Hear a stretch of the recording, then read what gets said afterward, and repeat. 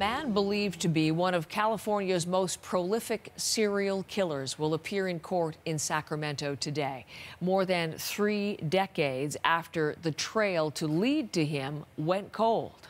We all knew, as part of this team, that we were looking for a needle in a haystack. But we also all knew that the needle was there. And the needle was Joseph James DeAngelo, police say, accused now of being the infamous Golden State Killer, responsible for 12 murders, dozens of rapes, and more than 100 burglaries back in the 1970s and 80s. It was a notorious cold case, but police are now revealing the techniques that led them right to the suspect's doorstep. And let's go to Megan Roberts, who's going to take us through this really fascinating process that led to his arrest. Well, Heather, DNA was what cracked this case, but it wasn't DNA in a way that we've really seen before. Investigators actually used genealogy websites to figure out who their main suspect was in this decades-old case. Authorities took DNA from crime scenes from that Golden State Killer from so many years ago, and they compared it to genetic profiles available online on those websites where you can put in your DNA and find out more about yourself or about long-lost family members. So when police started investigating and using those online genetic profiles, they did find some matches, some relatives.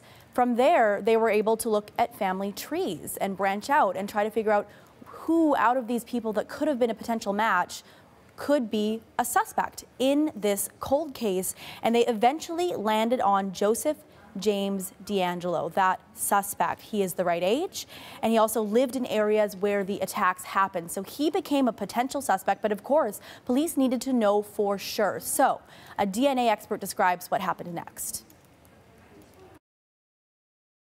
They did a surveillance, and they waited for him to discard something into the public domain. Once they did that, they could then take that item, whether it was a cigarette butt or a beer can that he drank from or whatever, take it back to the lab and try to generate a profile from that. Investigators were able to generate a profile from that found object, and they were able to make a match. And that match with that DNA that was found from the crime scenes was this suspect, according to police, Joseph James DeAngelo, and he has since been arrested and will appear in court today, Heather.